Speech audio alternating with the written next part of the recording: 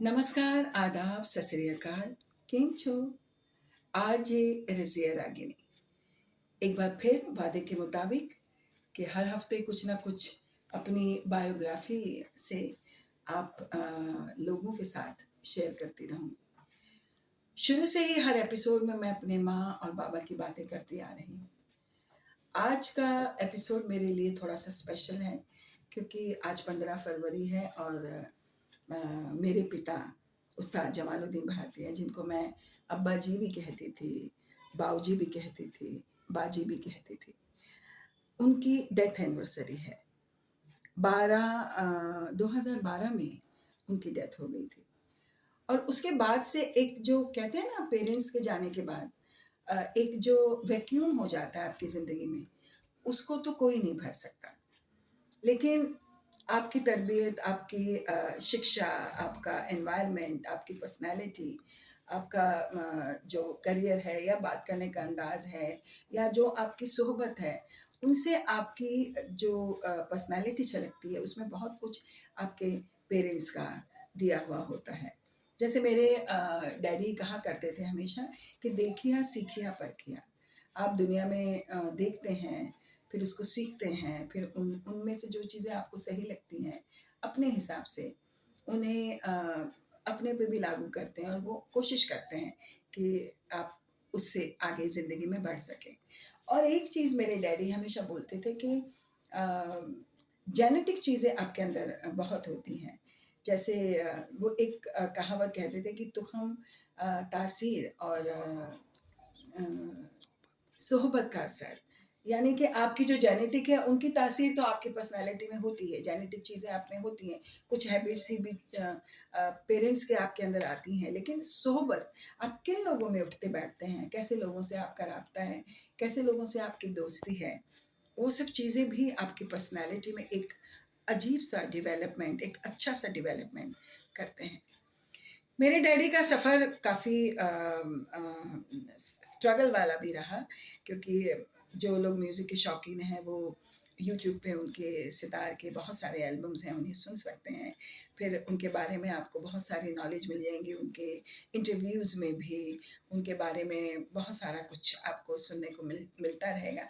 पर as a daughter ये मेरा उनके लिए ट्रिब्यूट है क्योंकि जो चीज़ें हमने उनसे सीखी हैं, वो मैं आपके साथ में शेयर कर रही हूँ। पापा का जो स्ट्रगल था वो बहुत अलग इसलिए था कि at the age of 13th मेरे दादाजी उस्ताद कादर बख्श खां साहब उनकी डेथ हो गई थी और वो रूट्स हमारी राजस्थान से हैं, डैडी बिसाऊ से थे, लेकिन मेरे दादाजी ट्रांसफ़र होके रतलाम के पास में एक छोटी सी जगह है सैलाना, वहाँ पर डैडी जो थे वहाँ पे दादाजी कोर्ट म्यूज़िशियन थे वहाँ पर और वहाँ पे जो राजा महाराजाओं के जो बच्चे होते थे, उनके बच्चों को म्यूज़िक सिखाया करते थे और डैडी भी वहीं पर परवरिश हुई उनकी और 13 साल की उम्र तक एक बच्चा क्या सीख सकता है, वो आप सभी उसका अंदाज़ा लगा सकते हैं। पर मेरे दादाजी एक सूफ़ियाना किरदार रखते थे, वो एक सूफ़ी किस्म के कलाकार थे, सितार नवाज़ थे। उनको शायद पता चल गया था कि मैं बहुत ज़्यादा दिन नहीं ज़िंदा रहने वाला, तो 13 साल की उम्र में ही उन्होंने डैडी को इस तरह से ट्रेंड किया कि वही सारी ज़िंदगी उनके साथ चला। जो भी सबक, जो भी लेसन्स, जो भी सीखा उन्होंने दादाजी से सीखा और फिर वही कि आदमी देखता है, सीखता है, उन चीज़ों को इजाद भी करता है।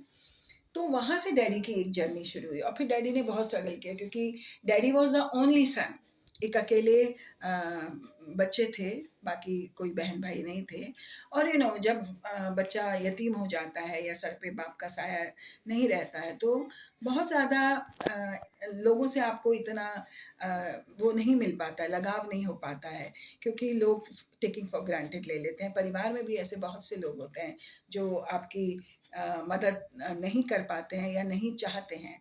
लेकिन डैडी ने हमेशा he was a self independent person और मेरी दादी और अपना वो हमेशा से मेरी दादी को बोलते थे, देखना एक दिन मेरा नाम होगा और तुम राज करोगी और वो हुआ। मेरे डैडी ने एक रेडियो के स्टाफ आर्टिस्ट की तरह से अपनी जर्नी शुरू की। जयपुर में वो टीचर भी थे, ट्यूशन्स वगैरह भी करते थे। उसके बाद फिर उन्होंने अपनी एक journey as a radio staff artist की, और उसके बाद फिर वो 71-72 में वो यूरोप चले गए। That time I was just 9 और 10 इयर्स ओल्ड। और उसके बाद से जो उनका एक ग्राफ करियर में हुआ, वो बहुत काबिल तारीफ़ था। लेकिन घंटों डैडी का रियाज़ उनमें, उन्होंने गाना भी सीखा उस्ताद आमिर खां साहब से।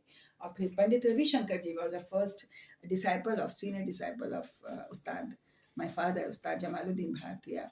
और बहुत यंग एज में, उस ज़माने में जैसे आजकल कोरोना वगैरह बहुत सी बीमारियां हैं, उस ज़माने में ट्यूबरक्लोसिस बहुत हुआ करता था, और डैडी भी ट्यूबरक्लोसिस की चपेट में आ गए थे और डेथ बेड पे आ गए थे। उस वक्त में पंडित रविशंकर जी ने उनकी बहुत मदद की, and he was like a God father, या कहते हैं ना ऊपर से भगवान या अल्लाह जो है वो किसी न किसी इंसान को फरिश्ते के रूप में भेज देता है। तो डैडी के लिए भी he was a, Pandit Ravishankar ji was a फरिश्ता सिफत इंसान थे, जिन्होंने डैडी को बहुत संभाला, उस ज़माने में उनकी केयर की। मेरे बड़े भाई, मेरी माँ, मेरी दादी, उन सबको भी टेक केयर की। और उसी हिसाब से डैडी को वो एज अ आर्टिस्ट बहुत पसंद करते थे। और जो जो सितार में मैथमेटिक्स और लयकारी जो थी, वो डैडी बहुत मुतासिर थे पंडित रविशंकर जी से। तो वो उन्होंने वहाँ से अडॉप्ट किया। फिर रविशंकर जी बहुत प्यार करते थे डैडी को, बिकॉज वो बोलते थे कि you are an unique artist. आप गा भी लेते थे डैडी, और सितार भी बजा लेते थे। तो एक बड़ा खूबसूरत सा कॉम्बिनेशन था डैडी का। और हम बच्चों को भी उन्होंने हर तरीके से एक फ्रीडम दी। जैसे मैं आपको पिछले एपिसोड्स में भी बोल रही हूँ कि हम लोग बहुत कलरफुल एनवायरनमेंट में पल के बड़े हुए। डैडी की वजह से हमको एक वेस्टर्न कल्चर से भी रूबरू बहुत छोटी उम्र में ही हो गए थे। और दूसरा, एक डैडी को बहुत है कि एक मिनी इंडिया मेरे घर में हो। जैसे मेरी भाभियाँ या मेरे घर में और भी हमारे जो फैमिली मेम्बर्स हैं, उनमें क्रिश्चियंस भी हैं, जैन भी हैं, बंगालीज़ भी हैं। और डैडी का एक जो लेगेसी है, वो हम सभी बहन-भाई किसी न किसी रूप में आगे लेके चल रहे हैं। कोई सितार बजाता है, कोई तबला बजाता है, कोई म्यूज़िक डायरेक्टर है।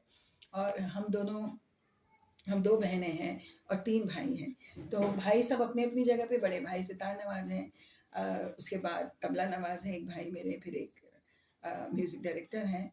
हम दोनों बहनें भी अपने-अपने फैमिली में we are very happy, we are settled. हम लोगों के हस्बैंड्स भी म्यूज़िक फील्ड में हैं। मेरी बहन के husband is a music director, my husband is a tabla player and he sings also. मेरे जो नेफ्यूज़ हैं, नीज़ हैं, वो भी म्यूज़िक फील्ड में हैं। सो सारा ही लेगेसी को हम लोग किसी न किसी रूप में लेकर चल रहे हैं। और जब डैडी जो ऊपर हैं, हम सबको दुआएँ दे रहे हैं, वो ज़रूर खुश होंगे कि उनकी लेगेसी को हम बच्चे, हमारे बच्चों के बच्चे, वो आगे लेकर चल रहे हैं। और उस जो म्यूज़िक जिसके लिए उन्होंने इतनी मेहनत, इतनी जद्दोजहद की, पूरी दुनिया में नाम किया, और कई कई सालों अपने बच्चों से, बीवियों से, वो बीवी से दूर रहे। और साल में 1 बार या साल में 15 दिन के लिए उनका आना होता था, या महीने भर के लिए आना था। उसमें भी वो बहुत बिज़ी रहते थे। और डैडी का मैं बहुत इसलिए उनसे बहुत मेरा जुड़ाव था कि he was a very attached to me. मुझे बहुत प्यार करते थे। और क्योंकि हमारे ख़ानदान में बेटियाँ नहीं हैं, वी आर 2 सिस्टर्स ओनली, जो पूरी ख़ानदान में हम 2 ही बहन हैं, and I am the eldest one. तो डैडी को बहुत लगाव था मुझसे। और जब वो आते थे तो उनके यहाँ पे प्रोग्राम्स अरेंज करना, उनके लिए कॉरेस्पॉन्डेंस करना गवर्नमेंट से, एम्बेसडर्स ऑफ इंडिया से। और यहाँ पे जब वो आते थे, प्रोग्राम्स करते थे, तो दैट कॉरेस्पॉन्डेंस वो हमेशा मैं करती थी, उनके लिए प्रोग्राम्स भी अरेंज करती थी। और जहाँ भी वो जाते थे साथ में मुझे हमेशा रखते थे। कई बार वो यहाँ पर बहुत सारे जिसे कहते हैं ना कि कलाकार को सुनकार चाहिए होता। तो डैडी बोलते थे कि मुझे पैसे की ज़रूरत नहीं है, पैसा मैं कमा लेता हूँ अच्छा खासा, लेकिन सुनकार चाहिए होता है। और सुनकार जब आपकी किसी चीज़ पर वाह करता है ना, तो कलाकार की जो रूह होती है, उसको एक गहरा, एक एक सैटिस्फैक्शन मिलता है। और डैडी हमेशा ये कहते थे कि जितना भी जहाँ से मिले, मतलब आपको कोई अगर प्यार से बुला रहा है और आपको बहुत ज़्यादा आपके अकॉर्डिंग टू पेमेंट नहीं कर पाता है, लेकिन कहते हैं ना, प्यार से आपको कोई भी चीज़ वो देता है, अ लिटिल अमाउंट ऑल्सो, तो यू शुड एक्सेप्ट इट। आपकी जेब से तो नहीं जा रहा, आपको वो मान सम्मान से प्यार से बुला रहे हैं, दे रहे हैं। डैडी की ये चीज़ें बहुत छोटी-छोटी हैं, लेकिन ये हमारी ज़िंदगी पे भी लागू होती, क्योंकि हम भी एज़ अ आरजे और एज़ एन एंकर काम करती रही हूँ मैं टीवी में, रेडियो में। तो ये चीज़ें मैंने हमेशा उनसे सीखी हैं। और एक वो बात कहते थे कि जितनी चादर है, उतने पाँव पसारो। मोटिवेशन बहुत ज़रूरी है, लेकिन आप इतना उछाल मत मार लीजिए कि गिरने का आपको डर हो। जितना हो स्लो एंड स्टेडी चलिए और अपना जो जो गोल है उसे अचीव कीजिए। अदरवाइज़ तो मेरे डैडी तो बहुत यंग एज में जिसे कहना चाहिए, उनके फादर नहीं रहे थे, तो वो तो बहुत छोटी उम्र में यतीम हो गए थे। तो अगर वो नहीं मोटिवेटेड होते, तो उस्ताद जमालुद्दीन भारतीय नहीं होते, पूरी दुनिया में उनका नाम नहीं होता। अपने उस्ताद को हर उनके बर्थडे पे 7th ऑफ अप्रैल पंडित रविशंकर जी का बर्थडे है, उस दिन वो हिंदुस्तान से क्या दुनिया के हर कोने से आर्टिस्टों को बुलाते थे।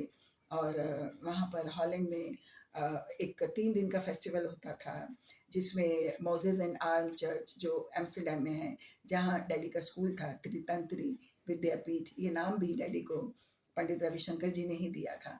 और हर साल उनका बर्थडे करते थे, बड़े-बड़े आर्टिस्टों को यहाँ से बुलाते थे, 3 दिन का फेस्टिवल करते थे। उसमें Indian food, Indian clothes, Indian artist. So वो एक एक जो डैडी ने जो एक ऑरा बनाया अपना, वो एक काबिल तारीफ़ था। और ये इसलिए ज़्यादा काबिल तारीफ़ था कि बहुत यंग एज में डैडी के ऊपर से उनके डैडी का साया चला गया था। और एक छोटा-सा बच्चा किस तरह से, डैडी ने मेहनत भी बहुत की। डैडी अपने ज़माने में बताते हैं कि मैंने बहुत स्ट्रगल किया, अ, मतलब काम भी किया, वर्क भी किया, अ, छोटे-मोटी मज़दूरी भी करनी पड़ी तो की उन्होंने। कभी किसी काम से उन्होंने शर्म नहीं की। उन्होंने कहा कि हमेशा अपनी एक सेल्फ कहते हैं ना, सेल्फ इंडिपेंडेंस के अलावा आप अपना आत्मसम्मान को कायम रख के आप ज़िंदगी में आगे बढ़ सकते हैं। कोई आपको नहीं रोक सकता। और ये सब चीज़ें हमने अपने डैडी से सीखी हैं। तो बस आज मैं ये एपिसोड अपने फ़ादर को, जो मुझे बहुत अज़ीज़ हैं और बहुत ही उन्होंने बहुत प्यार से हम सब बहन-भाइयों को पाला-पोसा, बड़ा किया, और अपनी एक आइडेंटिटी हम सब के अंदर उन्होंने दी है। चाहे म्यूज़िक हो, चाहे लिखना हो या बोलना हो, because daddy was good speaker. वो बहुत अच्छा अपने जो कंपोज़िशंस करते थे वो लिखते भी थे। सितार नवाज़ तो वो थे, गाते बहुत अच्छा थे। कुछ एल्बम्स उनके आप ज़रूर यूट्यूब पे देखेंगे तो आपको अच्छा लगेगा। और बस यहीं पर मैं अपने अ, अब्बा जी को अपनी तरफ से एक ट्रिब्यूट कर रही हूँ कि आप जहाँ भी हैं, मुझे पता है आप बहुत खुश हैं, और अल्लाह आपको जन्नत नसीब करे।